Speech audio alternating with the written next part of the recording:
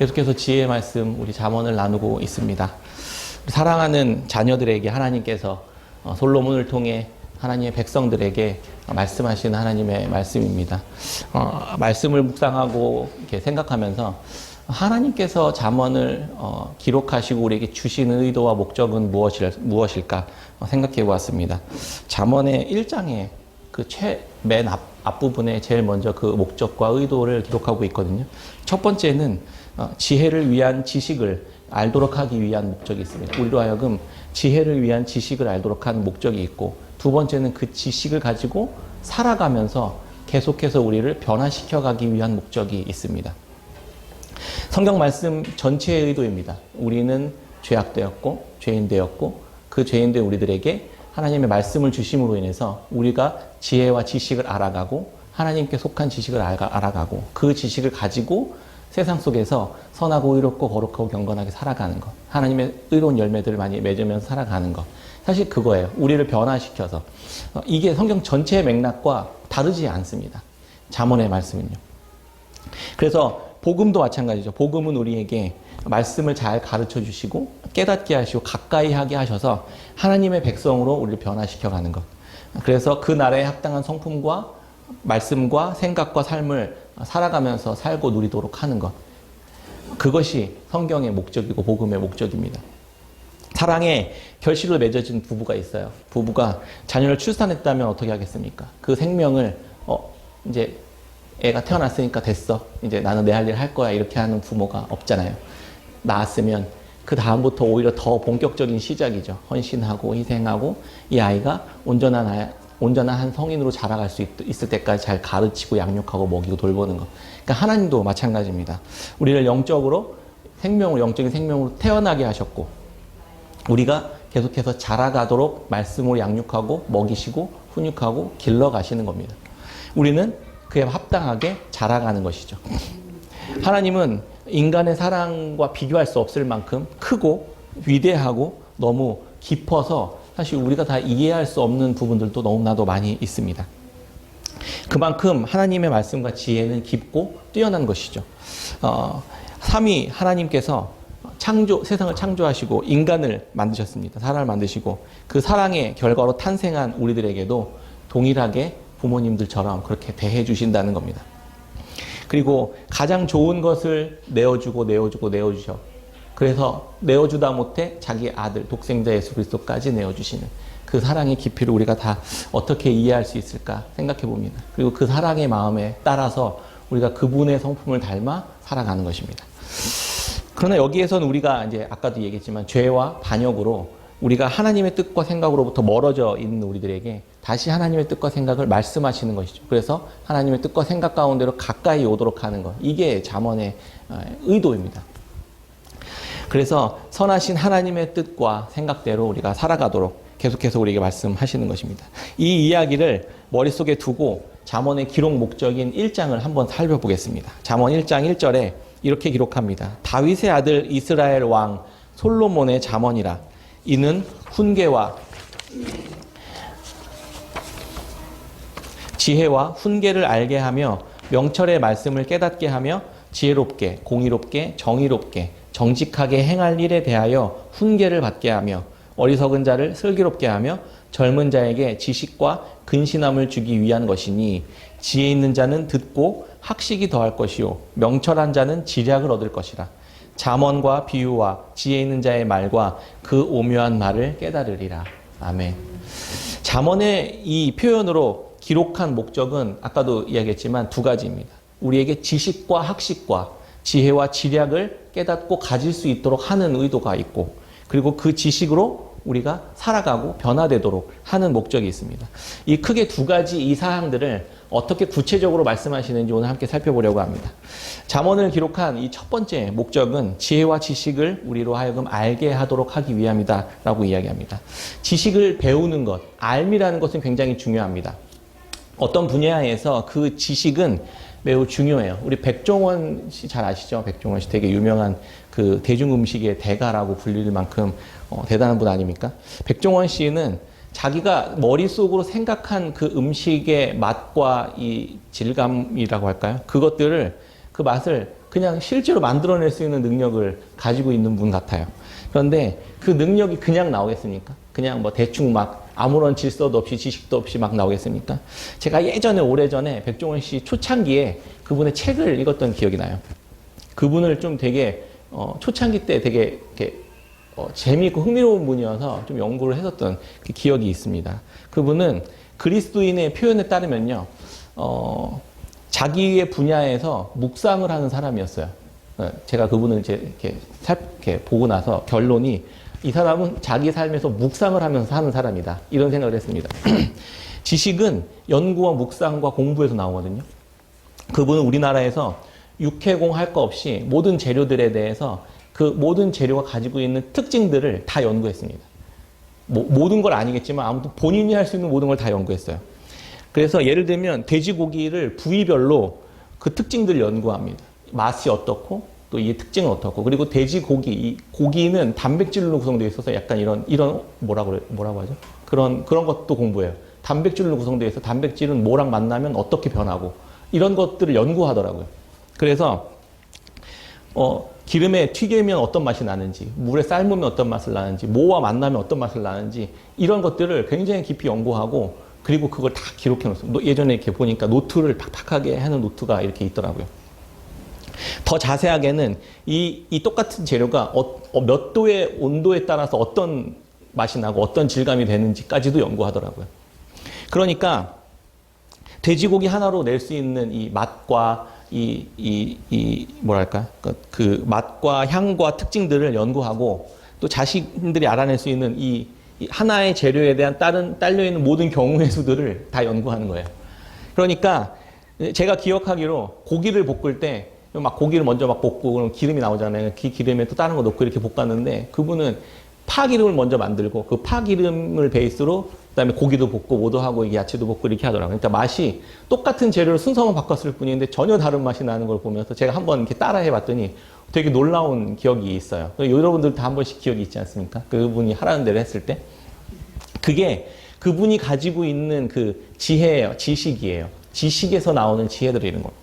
근데 단순히 이게 볶음밥에 넣을 때도 간장 같은 것도 그냥 간장은 밥 위에 뿌려서 볶는 게 아니고 눌려요. 좀 한편으로 몰아서 한쪽에서 눌리고 그다음에 볶으면 맛이 완전히 새로워지는 이런 경험들 저도 해보면서 이거 되게 신기하다 이랬던 기억이 나요. 똑같은 재료를 가지고 순서랑 이렇게 조합만 바꿨을 뿐인데도 전혀 새로운 맛과 음식이 탄생하는 것들을 알 수 있습니다. 이분이 어떻게 이걸 알았을까요? 이분이 어떻게 이런 걸 알게 되었을까요? 굉장히 수많은 많은 시행착오와 연구와 공부와 이런 묵상을 통해서 발견해냈던 것들입니다. 그래서 이분이 요리의 재료마다 가지고 있는 이 특징에 대한 지식을 이렇게 낱낱이 알고 있었던 겁니다. 그래서 이분이 할 수 있었던 거는 새로운 음식을 계속 만들어냅니다.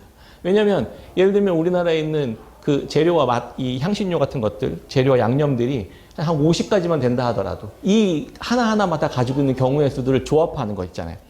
이 순서와 방법을 바꿔가지고 만들어낼 수 있는 경우의 수는 무한대로 늘어나는 거죠. 한 가지 재료가 삶는지 튀기는지 볶는지에 따라 다른 식감과 맛을 내는 이런 것들을 알고 있으니까 이분이 만들어낼 수 있는 요리의 경우의 수는 굉장히 많아지는 겁니다. 이런 사람은 어떤 태도를 가지면서 세상을 살아갈 수 있을까요? 굉장히 넉넉해집니다. 왜냐하면 이 한 가지 음식에 목을 매지 않을 수 있어요. 왜냐하면 앞으로 또 계속 나올 거거든요.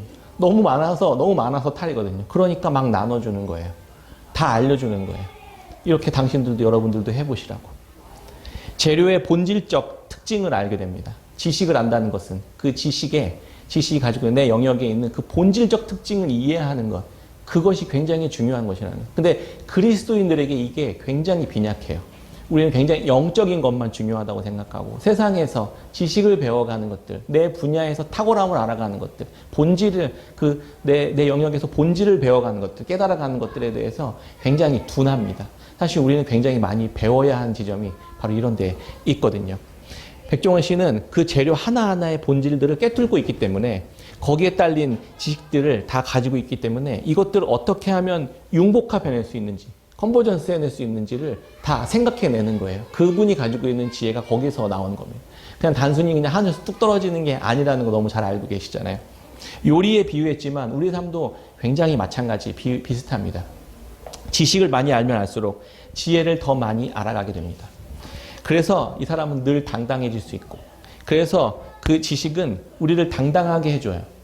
자신감 있게 해줍니다. 그 분야에서 내가 지식이 많아지면 자신감이 생기죠.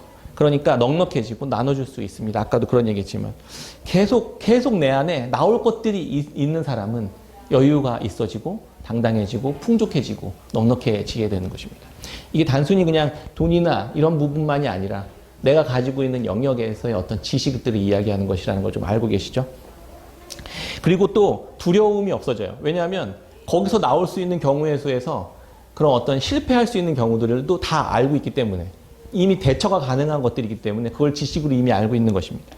이런 사람들은 그래서 막 나눠주고, 그래서 이런 사람은 되게 풍성하고 풍족한 것들을 알 수 있습니다. 다른 사람들에게 유익을 주고 한 가지 것들에 연연하지 않을 수 있게 된 겁니다. 제가 이 생각들을 하면서 구약에 이삭이 생각났어요. 이삭.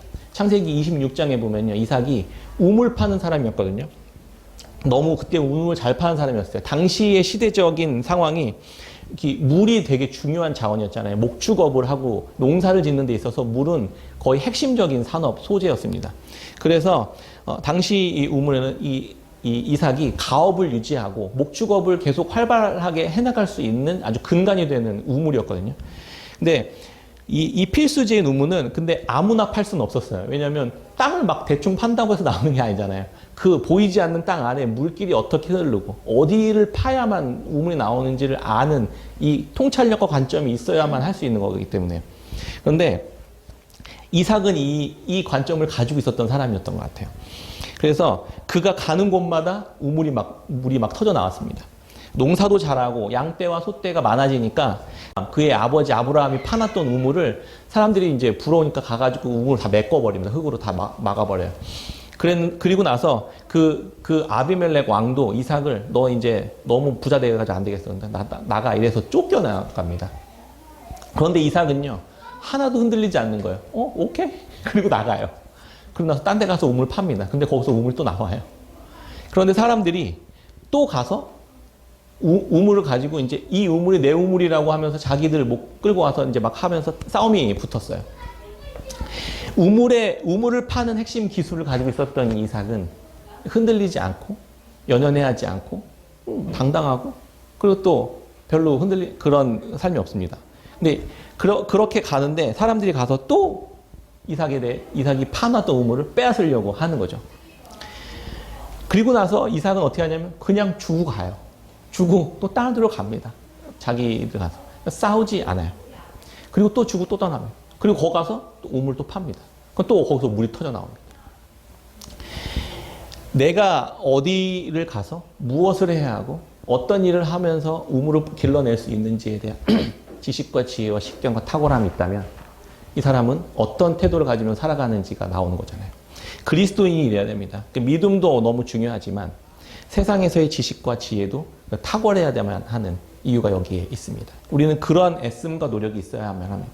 그래서 지혜와 지식의 탁월성은 아까도 얘기했지만 묵상과 공부에서 나오거든요. 겸손히 배우는 것이죠. 오늘날인데 스마트폰 시대에서는 사실 이런 일들이 굉장히 적어져 갑니다. 왜냐하면 생각하는 시간들을 굉장히 줄여버리거든요. 우리는 뭔가 크리에이티브한 일들을 하지 못하도록 계속해서 만들어진 세상 속에서 우리는 살아갑니다.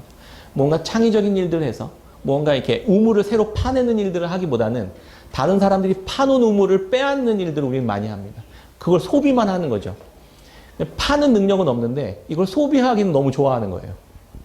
그게 지금 오늘날 이 시대의 사람들입니다. 근데 우리 교회에서도 예배는 잘 드리는데 세상에서 통용될 만한 실력이나 능력이나 탁월성이 많이 떨어져 있는 것들을 많이 보게 되는 것이죠. 전혀 향상되지 않습니다. 이런 연구와 노력과 애씀이 많이 떨어지기 때문입니다. 내 삶의 현장에 대한 지식을 계속해서 그래서 배워가고 그곳에서 묵상하고 통찰해내는 능력을 하나님 앞에서 계속 기도하면서 연구하며 노력하고 애쓸 때 하나님께서는 이삭과 같이 우리 삶을 그렇게 인도해 가실 것이라고 생각합니다. 나만의 자신감이 있는 영역들을 좀 연구하고 개발해내야 될 필요가 있습니다. 이삭은 늘 열심히 대했어요. 성실히 대했고 자신의 현장에서 끊임없이 자신의 삶을 묵상했습니다. 아버지 아브라함이 아마 우물을 파는 방법을 가르쳐 줬을 가능성이 되게 커요. 그 지혜를 먼저 이렇게 전수받았을 가능성이 큰데 이 이삭은 그걸 더 개발해냈던 것 같아요. 그래서 물기를 보는 지혜도 있었고 그걸 관리하는 능력도 있었던 것 같습니다. 모함을 당하고 쫓겨났지만 그래서 그의 아버지 아브라함이 그 파놨던 우물을 막 메꾸면 그걸 또 다시 복구해냅니다. 다시 다 파내가지고. 근데 그때 그랄 사람들이 와서는 자기 것이라고 막 주장하니까 또 싸움이 붙게 될 상황이 됐거든요. 근데 이삭은 거기서 그런 태도를 취해요. 그냥 묵묵히 그냥 조용히 떠납니다. 그 다른 곳에 가서 우물 팝니다. 잠언 17장 14절 말씀에 보면 다투는 시작은 뚝에서 물이 새는 것 같은즉 싸움이 일어나기 전에 시비를 그칠 것이니라. 싸움이 일어나기 전에 시비를 그칠 수 있는 것은요. 그럴 수 있는 능력은 내가 다른 데 가서 우물을 팔 수 있다라는 확신이 있을 때만 가능해요. 왜냐하면 이거 뺏기면 내가 끝날 것 같다라는 생각이 있으면 못하는 거예요. 이걸 다퉈야 되거든요. 이걸 빼앗기면 안 되거든요. 왜냐하면 내가 죽게 생겼으니까. 근데 세상은 다 그런 곳이거든요. 우물은 너무 부족해요. 우물을 팔 수 있는 능력과 지혜는 없습니다. 그런데 이삭은 너무 잘 알고 있었던 거죠. 사람들은 계속해서 그렇게 다투고 싸우지만 하나님의 사람들은 다투고 싸우지 않게 되는 것입니다. 세상의 이면의 원리에 대해서 훤히 들여다보고 있는 사람들이기 때문이에요. 우리 그리스도인들은 예수 그리스도를 아는 자들입니다. 그 지혜의 근원이신 예수 그리스도를 아는 분이기 때문에 사람들이기 때문에 이 생명의 근원 안에 있는 사람들은 다툴 필요가 없습니다. 이삭은 또 다른 곳에 가서 우물을 파고 마지막에 그 이름을 르호봇, 장소가 넓다라는 뜻의 르호봇이라고 이름을 짓습니다. 세상은 모든 새로운 것들의 원천으로 하나님께서는 가득하게 해놓으셨습니다. 그런데 그것을 창의적이고 새로운 것을 만들어낼 수 있는 그런 지식을 갖지 못했기 때문에 그걸 만들지 못하고 서로 다투기만 하는 거거든요. 하나님의 사람은 이런 새로운 것들을 계속해서 만들면서 다른 이들에게 유익을 줍니다. 오히려 그것들을 만들어서 내주고 또 만들어서 내주고 다른 사람들이 유익을 얻게 하고 나는 애쓰고 수고하고 또다시 또 새로운 것들을 만들어내는 이러한 창의적인 사람들이 되는 것입니다. 본질을 손에 쥐고 있는 이들이기 때문에 그렇게 할 수 있는 것이라고 말씀드렸죠. 그리스도인들의 모습이 이래야만 합니다. 말씀의 지식이 있어야 되죠. 그래서 말씀의 지식이 우리 안에서 풍성하고 차고 넘치고 그래서 그 원리가 세상의 원리를 꿰뚫어 볼 수 있는 그 시선과 관점과 지혜를 가질 수 있도록 우리는 끊임없이 말씀을 묵상해야만 하는 것입니다. 모든 세상의 원리가 본질이 말씀 안에 들어있기 때문입니다. 말씀에 대한 지식이 없으면 그래서 인생에 대한 지혜로운 삶을 선택할 수 없게 되는 것입니다. 두 번째는 우리를 변화시키기 위함입니다. 하나님의 말씀은 지식을 갖추도록 하고 또 그 지식으로 우리 삶을 하나씩 변화시켜 나가는 겁니다. 이것이 잠언의 말씀의 두 번째 기록 목적이라고 아까 말씀드렸습니다. 저희 이야기를 좀 나눠볼까요?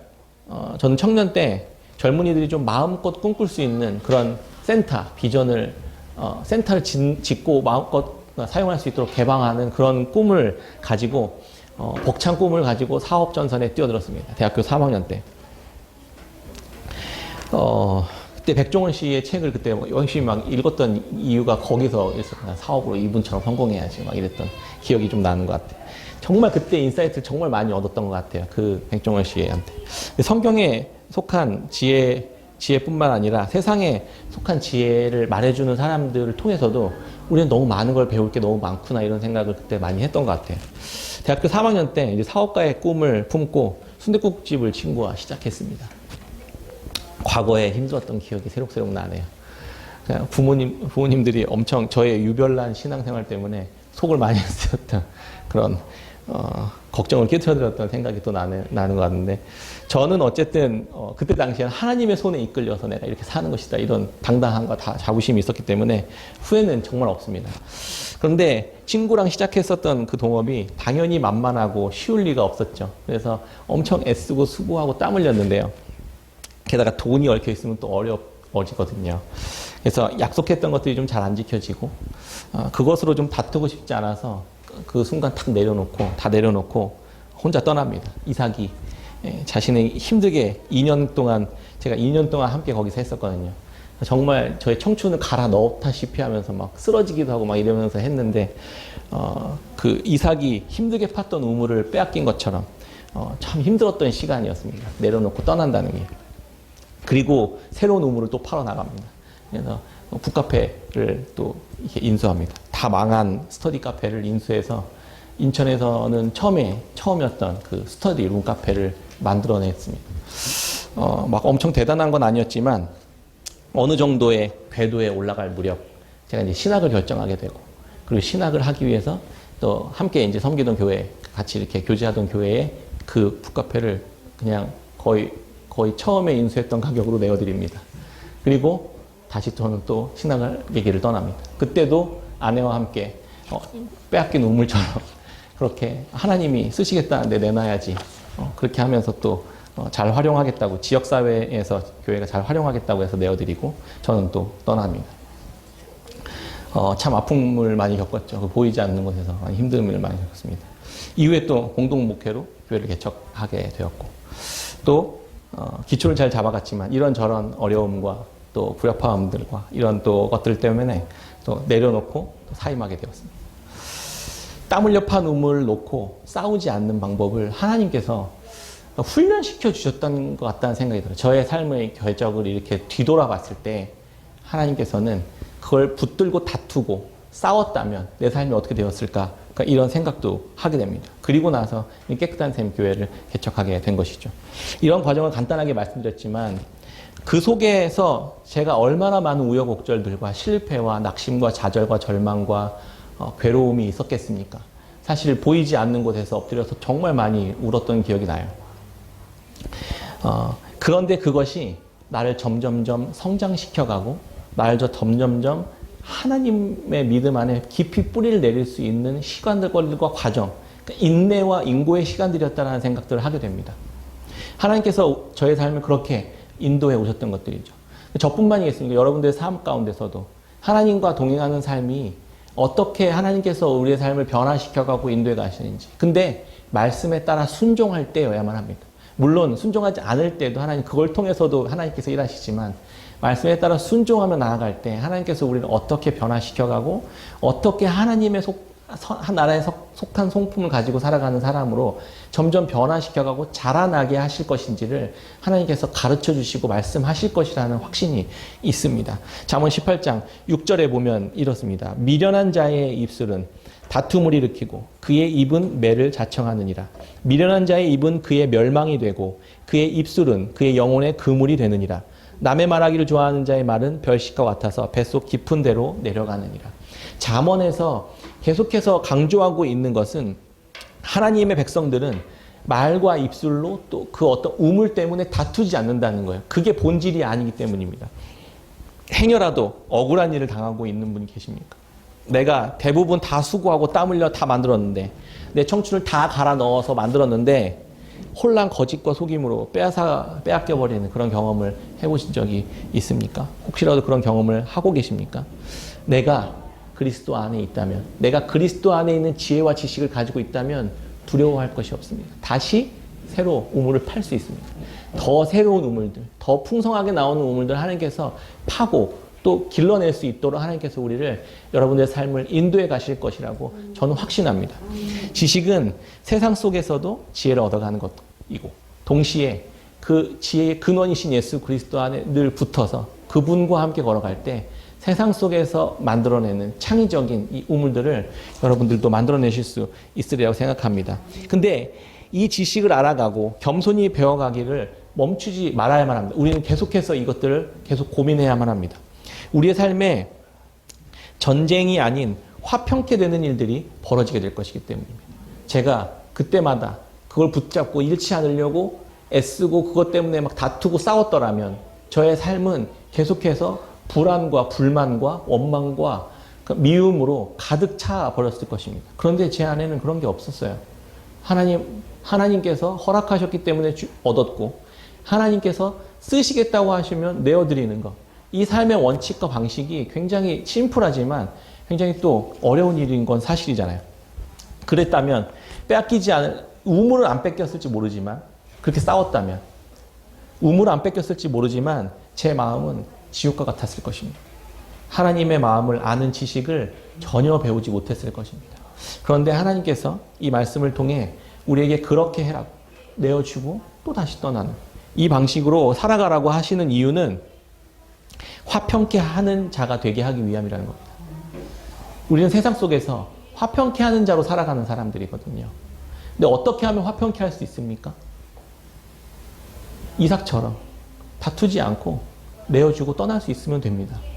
그럼 다른 사람에게 오히려 유익이 되고 그 사람은 그걸 가지고 유익을 얻고 나는 새로운 걸 얻게 되는, 그러면서 관계는 화평을 맺게 되는 일들이 일어나게 되는 것이죠. 우물을 팔 수 있는 능력은 예수 그리스도를 아는 지식에서 나오는 것. 그리고 그분을 알고 그분의 말씀대로 순종할 수 있는 믿음이 본질인 것입니다. 그것이 본질이에요. 하나님이 나와 함께 하신다는 분명한 확신과 믿음이 그게 본질이라는 겁니다. 이 세상에 있는 모든 지식들을 다 핸들링할 수 있는 본질이 하나님에 대한 믿음, 예수 그리스도에 대한 믿음, 말씀에 대한 믿음이라는 것입니다. 이 사람은 그래서 늘 새롭게 내어주고 또 새롭게 시작할 수 있습니다. 그런데 나중에 이삭이 어떻게 됐을까요? 계속 그렇게 떠나기만 하니까 내쳤을 때 그때 이삭을 내치고 내몰고 버리고서 우물을 빼앗았던 그 나라의 왕 아비멜렉과 군대 장관 비골이 다른 데 가서 우물 파고선 또 새롭게 시작하고 있는 이삭을 찾아옵니다. 그리고 나서 어떻게 하냐면 나와 언약을 맺자 이렇게 이야기합니다. 근데 왜 니들 쫓아내놓고 나에게 와서 왜 언약을 맺자고 해? 라고 이야기했더니 그들이 이렇게 이야기합니다. 우리가 이렇게 너를 지켜봤더니 너가 하나님과 함께하는 사람이더라는 거예요. 너가 하나님의 언약 안에 있는 사람이라는 겁니다. 그게 보이더라는 거예요. 이삭의 삶의 방식을 통해서 너가 하나님과 함께하는 사람이기 때문에 내가 너와 언약을 맺고 싶다. 너는 신실한 사람이기 때문에. 그래서 우리가 더 이상 너를 공격하지 않을 거야 라고 약속하고 너도 우리를 공격하지 말아줘 라고 약속합니다. 그렇게 화평케 하는 자가 되는 것입니다. 생명이 있는 사람, 하나님의 영원한 사랑과 은혜 안에서 살아가는 사람에게 결국 사람들은 찾아오게 되어 있습니다. 그리고 다시는 이삭을 공격하지 않겠다. 내가 다시는 너와 불협화음을 만들지 않겠다. 전쟁을 하지 않겠다라고 이야기합니다. 하나님 언약 안에 살아갔던 이삭은 군사력과 힘을 선택하려고 하지 않았고요. 오히려 지혜를 선택하려고 했었습니다. 그런데 하나님을 아는 지혜, 세상의 원리를 아는 지혜를 가지고 있는 사람, 그 사람이 결국 최종적으로 승리를 하는 거예요. 이삭은 하나님의 약속을 붙들고 세상에서는 통찰력과 본질을 꿰뚫고 있는 지혜를 계속 개발해내는 사람이었어요. 그래서 이런 행동을 할 수 있었던 거잖아요. 그의 삶이 그렇게 변화되었던 거잖아요. 세상의 지혜는, 그래서 유대인들이 굉장히 이런 말씀에 대한 지혜의 원리를 굉장히 많이 꺼집어 가거든요. 나라도 없는 유대인들이 이런 말씀의 원리로 어떻게 살아가냐면 전 세계에 흩어져 있는데 이들은 가는 곳마다 요직을 차지합니다. 특별히 군사력과 기술을 잡는 것이 아니고 전 세계의 금융시장을 장악해버립니다. 그래서 유대인은 세상을 움직이는 이 핵심 메커니즘인 금융자본 시스템에 이 수장 역할을 다 해요. 그걸 보면은 어떤 책에 보니까 전 세계 금융의 실무를 관리하는 월스트리트, 그리고 그곳을 제어하는 미국의 재무부, 그리고 세계 통화를 관리하는 연방준비제도 이사회라고 FRB라는 곳이 있거든요. 이게 핵심 중에 핵심 요직이거든요. 여기가 다 유대인들이었습니다. 이들은 전 세계를 통제하고 다스리는데 아주 연약해 보이는 금융을 가지고선 해 나가야 된다는 사실들을 미리 깨닫고 이삭처럼 그렇게 살아가고 있었던 거예요. 이런 방법론이 어떻게 보면은 좀 연약해 보일지 모르지만 세상을 실제로 움직여가는 실제 힘이 되는 것이라는 것을 얘는 지혜로 깨달았던 겁니다. 그러나 예수 그리스도께서 그렇게 하셨어요. 우리의 모든 죄를 대신하시고 구원을 위한 십자가와 부활의 사역을 다 행해 주시고 우리에게 그냥 다 내어주셨습니다. 그리고 죄인이든 악인이든 그 은혜를 선포해 주시는 거예요. 누구라도 그것을 가져가실 수 있도록. 그리고 나서 예수님이 마태복음에 이렇게 이야기합니다. 화평케 하는 자는 복이 있나니 그들이 하나님의 아들이라 일컬음을 받을 것이며. 하나님께서, 예수 그리스도께서 이 땅에 오셔서 영원한 생명의 샘을 파주시고 다 내어주신 뒤에 하나님과 원수된 이들 모두를 화평케 해버리셨습니다. 이 원리대로 우리 또한 살아가는 것, 그것이 우리가 가야 할 기회이고 길이고 지혜라는 것입니다. 세상에는 이런 사람들이 없습니다. 그래서 세상 사람들이 정말 복음 따라 살아가는, 세상 하나님의 지혜를 따라 살아가는 사람들에게 찾아오게 되는 것, 사실 그게 정상이거든요. 그래야만 그곳이 생명이 있고 그곳에 선함이 있고 의로움이 있기 때문입니다. 우리가 그렇게 살아갈 수 있는 사람들이었으면 좋겠습니다.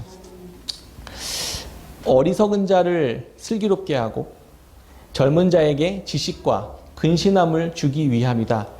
잠언 1장 4절부터 5절에는 이렇게 이야기합니다. 지혜 있는 자는 듣고 학식이 더할 것이요 명철한 자는 지략을 얻을 것이다. 말씀을 들어보니까 어떠세요? 이 지혜의 말씀이 꼭 마치 도깨비 방망이 같지 않습니까? 방망이로 금은보화를 만들고 그리고 그 금은보화를 뺏기지 않기 위해 싸우는 게 아니라 이 방망이만 쥐고 있으면 된다는 거예요. 얼마든지 만들 수 있어요. 그분이 우리에게는 예수 그리스도인 것입니다. 잠언은 이런 지혜와 지식을 우리에게 주기를 원합니다. 이것은 전쟁으로 말하면 전략과 전술을 갖도록 하는 것과 같아요. 전략과 전술. 그러니까 요즘에 그 우크라이나와 러시아가 전쟁하잖아요. 근데 제가 찾아보니까 러시아가 전 세계 이 군사력 2위거든요. 근데 우크라이나는 22위예요. 22위와 2위가 붙었는데 처음에는 좀 밀리는 것 같더니 지금은 거꾸로 지금 영토를 다시 다 탈환해가고 있잖아요. 어떤 지도자와 어떤 전략과 어떤 전술을 가지고 싸우느냐가 전쟁의 승패를 좌우합니다. 우리는 인생도 마찬가지거든요. 여러분들은 어떤 전략과 전술과 전략을 가지고 인생을 살아가고 계십니까? 우리 이런 것들을 잘 알면서 인생이라는 항해를 할 때 아무런 전략과 전술 없이 살아가는 그리스도인들이 참 많은 것 같습니다. 삶이 전쟁으로 비교되는 것은 좀 그렇지만 우리가 삶을 대할 때도 이런 원리와 원칙은 굉장히 비슷합니다. 누구와 함께 하는가, 누구의 전략을 따라 살 것인가가 그 사람의 삶의 승패를 결정짓는 거거든요. 그 사람이 누구와 함께 하느냐는 그 사람의 지혜와 지식과 방법론과 전략과 전술, 세계관을 그것을 받는다는 걸 의미해요. 그걸 배우는 걸 의미하거든요. 그 사람과 가까이 한다는 것은. 그래서 지혜의 말씀인 이 하나님의 말씀을 가까이 하면 가까이 할수록 하나님께 속한 의와 거룩과 경건과 방법과 가치와 세계관이 우리 안에 밀려 들어오게 되는 거예요. 영향을 받기 때문에. 거꾸로 그렇지 않고 어둠과 죄악과 하나님과 상관없는 세상의 지혜를 가까이 하면 할수록 그 세상과 세계관에 따라 그의 삶은 그렇게 흘러가게 될 것입니다. 성경 말씀에 그 잠언 말씀에 보면요. 이런 말이 있어요. 잠언 4장 18절에 의인의 길은 돋는 햇살 같아서 크게 빛나 한낮의 광명에 이르거니와 악인의 길은 어둠 같아서 그가 걸려 넘어져도 그것이 무엇인지 깨닫지 못하느니라. 처음에는 똑같이 시작합니다. 둘 다 어둠 속에서 시작해요. 그런데 의인은 점점 의인이 가는 길은, 의인이 함께하는 사람과 함께 있는 그 의인의 길에 있는 사람은 돋는 햇살 같아서, 돋는 햇살을 한번 생각해 보세요. 깜깜한 어둠 속에서 해가 돋아오르기 시작합니다. 처음엔 다 깜깜한 곳에 있습니다. 근데 의인의 길은 점점점 밝아져 가는 것이죠. 점점점 그의 삶이 빛나가는 것이죠. 그리고 나서 한낮에 전체 세상을 다 환하게 비추는 한낮의 밝은 빛처럼 광명에 이르게 된다는 겁니다. 생각해 보세요. 그냥 이거는 그냥 내가 한낮의 광명의 밝은 빛이 뚝 하고 떨어지는 게 아니라 이건 지금 자라가고 있는 것, 무언가 진행되어져 가고 있는 무언가를 이야기합니다. 우리의 삶이 그리스도와 함께 가까이 있는 것, 우리의 마음이 끊임없이 그분의 말씀과 생각 앞에 가까이 있으면 있을수록, 그 길 위에 있으면 있을수록 한낮의 빛처럼 밝아지는 삶이 될 것이다라고 이야기하는 것이죠. 거꾸로 악인의 길은 어둠 같아서 그가 걸려 넘어져도 그것이 무엇인지 전혀 깨닫지 못한다는 겁니다. 똑같이 어둠에 있는데 계속 어둠에 머물러 있는 삶이 된다는 것입니다. 그리고 자기의 삶을 열심히 애쓰고 수고하며 살아갔는데 내가 걸려 넘어지기만 하는 거예요. 자빠지기만 하는 거예요. 그런데 내가 왜 자빠지는지, 왜 걸려 넘어지는지, 내가 어둠 가운데 왜 있는지, 내 앞에 뭐가 있는지 자체를 보지 못하는 그 맹인과 같은 삶을 살아가게 된다는 거예요. 점점점 더 그렇게 해요. 그래서 하나님은 우리에게 우리의 마음과 생각을 다스리고 통치하시기를 원하십니다. 이 마음이 우리의 눈과 귀와 생각과 마음, 그다음에 삶의 발걸음까지 통제하기 때문이거든요.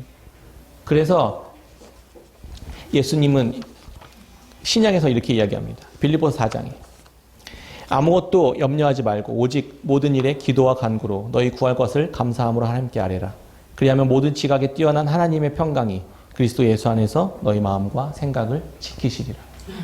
우리의 마음과 생각을 지키시는 거예요. 근데 봐보세요. 아무것도 염려하지 말고 모든 일에 기도와 간구로 너희 구할 것을 감사함으로 하나님께 아뢰라.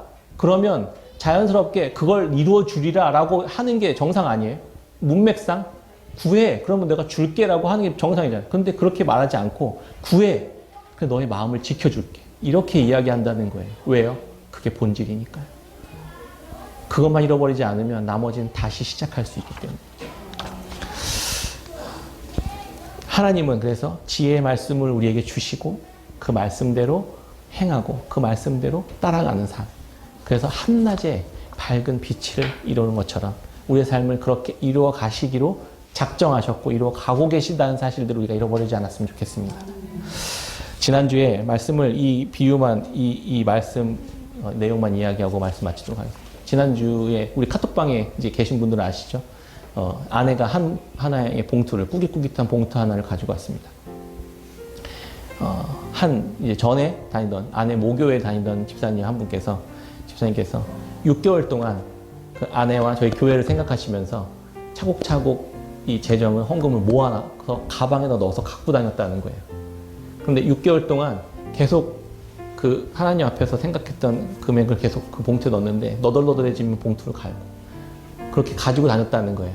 그러면서 아내가 이제 휴직 중인데 이제 다음 주면 복직하기 바로 직전 한 주 전에 탁 만난 겁니다. 공원에서.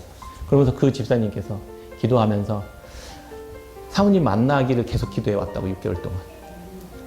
그러면서 자기가 봉투를 가지고 있었고 이것을 하나님 나라를 위해서 잘 써달라고 주었던 거예요. 저는 그 봉투를 이렇게 전해받고 그 이야기를 전해드리면서 첫 번째 금요 기도회 때 그런 이야기를 잠깐 나눴지만 그분이 굉장히 복되다. 그분의 마음이 하나님과 6개월 동안 친밀하게 기도하고 하나님 나라를 소망하는 그 마음을 계속 품고 살았던 그렇게 살도록 하는 것. 그러면서 내어주었잖아요. 그 삶이 자기에게 굉장히 복되다라는 사실들을 먼저 생각해요. 저는 되게 감사하고 너무 감동했지만 그게 먼저 생각나더라고요.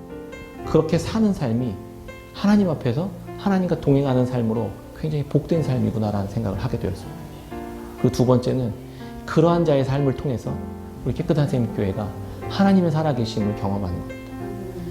깨끗한 샘 교회가 별로 미약해 보이고 별 볼일 없어 보이고 애쓰면서 몸부림치며 가고 있는 교회이긴 하지만 하나님이 너희들을 지켜보고 있고 내가 너를 관심을 가지고 있고 너를 기뻐한다고 말씀하시는 복의 통로가 되었던 것입니다.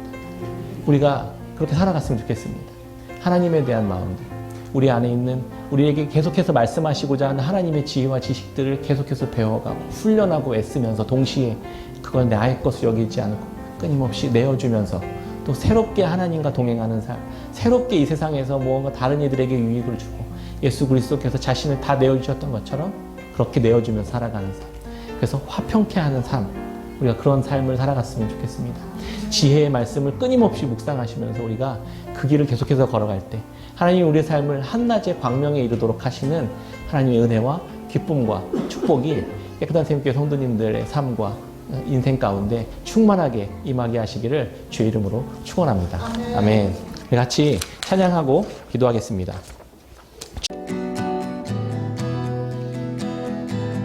우리 말씀 생각하시면서 찬양합시다. 날이 저물어 갈 때, 날이 저물어 갈 때, 힘들에서 걸을 때, 그때가 하나님의 때, 내 힘으로 안 될 때, 내 힘으로 안 될 때, 빈손으로 걸을 때, 으로 걸을 때, 내가 고백해 여호와 이래.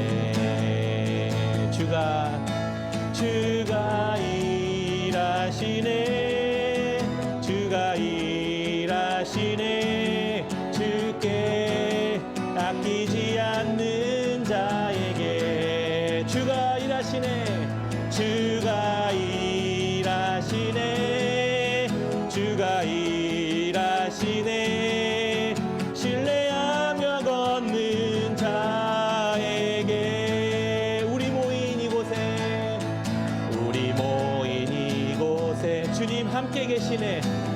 함께 계시네. 누리네 아버지 은혜. 적은 떡과 물고기, 적은 떡과 물고기, 내 모든 걸 드릴 때, 내 모든 걸 드릴 때 모두 고백해 여호와 이래. 우리 같이 고백합시다. 주가 일하시네. 주가 일하시네. 주가 일하시네. 주께 아끼지 않는 자에게 주가 일하시네. 주가 일하시네. 주가 일하시네. 신뢰하며 걷는 자에게. 아멘. 우리 같이 말씀 생각하시면서 그렇게 고백합시다. 우리 삶의 걸음은요, 원래 늘 그런 길이에요. 뺏기고 하나님 붙잡으면서 엎드려 기도하면서, 하나님 내가 새로운 우물을 다시 팔 수 있는 길을 향해 걸어가겠습니다. 하나님 이 길이 비록 하나님 내가 너무 억울하고 너무 괴롭고 낙심되고 절망되지만 여기서 포기하는 것이 아니라 나를 성장시켜 가시고 그리스도의 장성한 분량까지 이르게 하실 주님의 그 선한 의도와 하나님 말씀을 내가 기억하며 내 마음에 새기며 내가 이 길 다시 한번 걸어가겠습니다. 예수 그리스도께로 내가 나아가겠습니다. 주님과 함께 동행하겠습니다. 이렇게 고백하는 것입니다. 우리 같이 한번 기도했으면 좋겠습니다. 주님, 나와 함께 동행하시고 내가 새로운 우물을 그리스도 안에서 파내는 자로 살아갈 수 있도록 아버지 인도해 주십시오. 마음껏 내어주며 화평케 자로 살아갈 수 있도록 아버지 인도해 주십시오. 주님 앞에 기도하며 간구하며 결정하며 선포하며 나아갔으면 좋겠습니다. 기도합시다. 하나님 아버지, 오늘 말씀을 통해 우리에게 말씀하시니 감사합니다.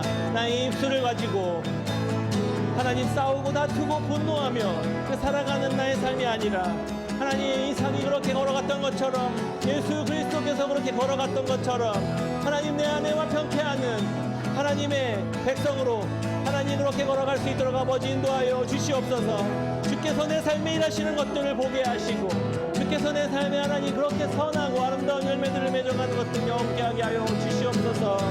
주님 일하여 주시옵소서.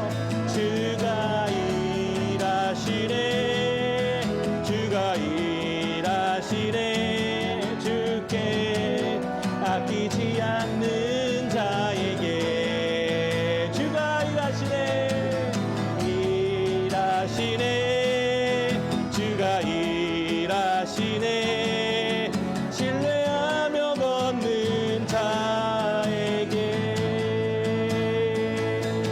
주가 일하시네. 주가 일하시네. 주께 아끼지 않는 자에게 주가 일하시네. 주가 일하시네. 신뢰하며 걷는 자에게.